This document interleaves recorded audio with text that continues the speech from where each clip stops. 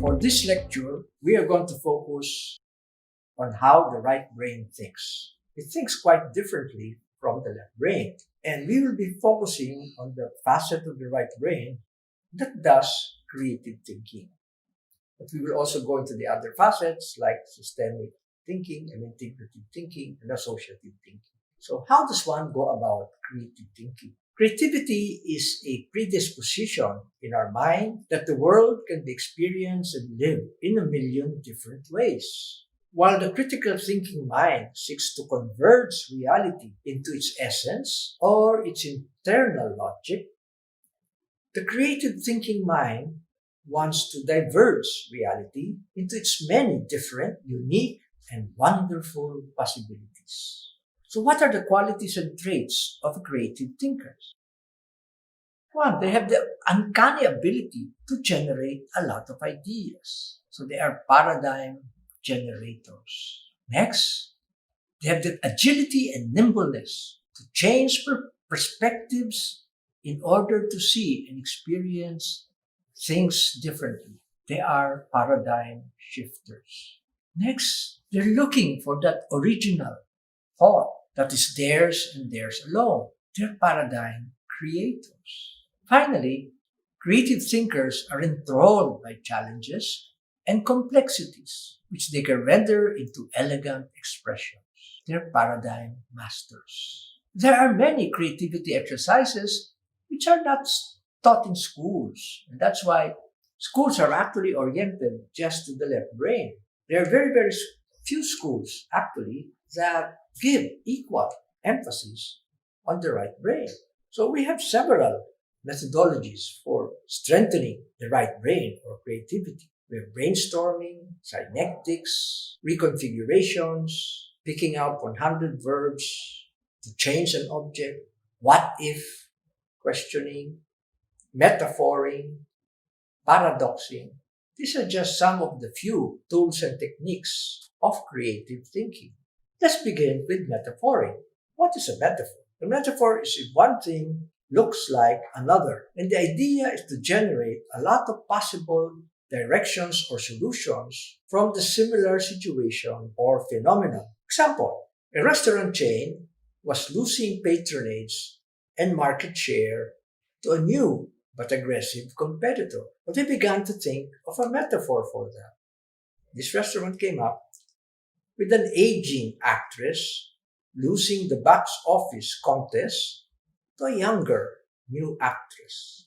Then they went to the metaphoring process. They suggested that the actress undergo plastic surgery or go back to acting school, maybe get a younger husband, or be involved with a sex scandal.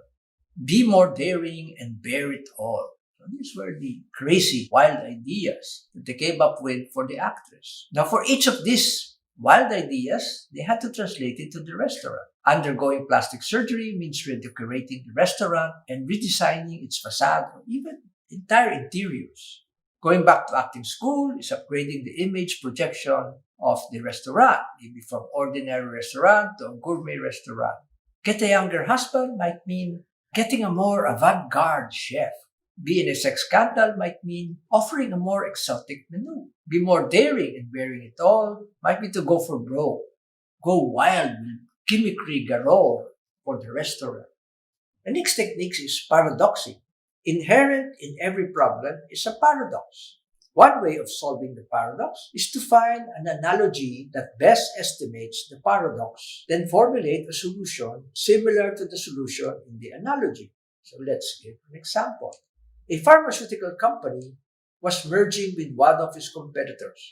However, this would result to redundant managers and staff. So what is the paradox there? We want to offer attractive retirement packages to get rid of bad managers and staff, but instead, we might lose the good ones because they might be availing of the retirement packages. So they put this in an equation. So we have the attractive retirement package may result in losing good people as well as bad ones. So what is the analogy there? Cancer patients undergoing chemotherapy And the chemotherapy may kill the good cells as well as the bad ones. So that was the analogy they found for that statement. So what is the solution for chemotherapy? Find a chemotherapy method that can distinguish between good and bad cells. It's like an intelligent homing device that must be found. Now, modern medicine is actually leading to this kind of solution. So what is the possible solution? Have a selective option available only to good managers and staff. If you do not avail yourselves of the retirement package, we will give you a special continue with us bonus that represents half or significant percent of the retirement package. So this is what their solution was. So paradoxing is the ability to entertain two different, often contradictory notions at the same time. Examples: Pablo Picasso. Art is a lie that makes us realize the truth. Montaigne. A man who fears suffering is already suffering from what he fears. Orville Mars. The little I know, I owe to my ignorance. A third technique is reconfiguring.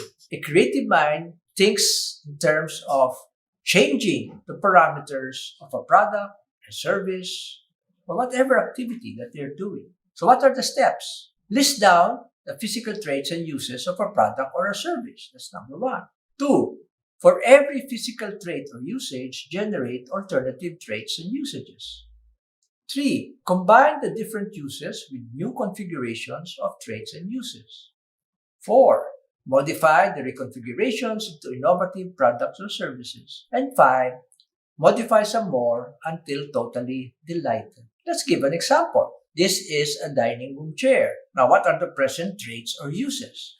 It has 4 legs, cushion seat, wooden backrest, 4 feet tall, for sitting. And what are the alternative traits or uses? For 4 legs, you can have 1 leg, 3 legs, 6 legs. Cushion seat, you can have hard seat, sagging seat, swinging seat. Wooden, you can have frontal rest, reclining backrest, no rest. 4 feet tall, 2 feet tall, 7, 3. For sitting, well, it can be for standing, for sleeping, for decorating. And given all of this, you can reconfigure. For example, you can have 1 leg, hard seat, no rest, 7 feet tall, for standing. Look at that picture on the left side, lower left side. Figure 2, 3 legs, hard seat, frontal rest, 2 feet tall, for sitting. In other words, you sit backwards.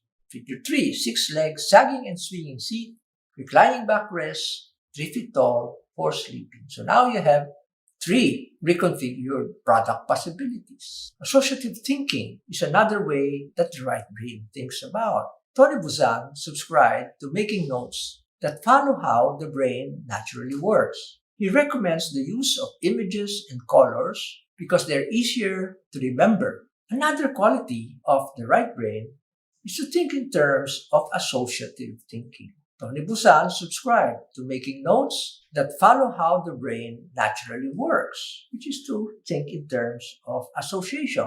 One thing is associated with another. He recommends the use of images and colors because they are easier to remember and have more emotional hooks than words. This is an example. It's called mind mapping by Tony Buzan. For example, how to motivate people. When you hear the word motivate, what comes to mind?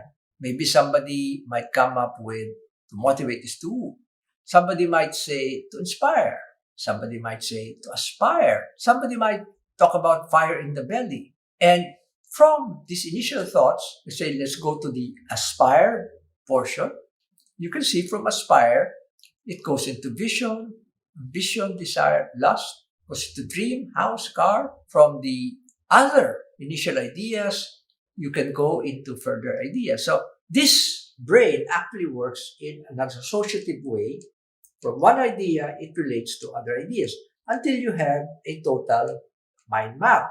Now, how do you use it for creative problem solving? For example, if you look at the map, you actually look at the sides, and there you might have lust, for example. How do you put lust into a job? How do you make sure people are passionate about their work? And so you begin trying to come up with ideas that will make people passionate about their work. This is mind mapping. It's one of the creative ways of the right brain. Systemic thinking demands that we study the world around us in terms of open and closed systems, be able to figure out the interconnections among many variables that comprise a total system. must be able to do convergent thinking. The skeletal system and muscular system, these are subsystems of the human body. Taken together, they are the human system. But the human system is not in a vacuum. It belongs in an even bigger ecosystem. There's the environment out there, the home, the work. So this human person belongs to a bigger ecosystem. So we're looking at the entire systemic approach in this particular case. And then there's integrative thinking. It's the ability to put multiple dimensions of a broad spectrum issue together into a coherent and comprehensive whole. For example, here we have the dimensions of policy making by government. You could see that they have to take into account the political, the economic, the technological, ecological, moral, religious, and cultural dimensions. So it's not easy to be in government making policy decisions because you're dealing with multiple stakeholders. And in doing so, you must balance the needs of one versus the needs of the others. And before you make a policy statement, you must make sure that the policy that you choose does not negatively infringe too much on the needs and wants of any particular sector. But of course, it's very hard to come up with a perfect solution.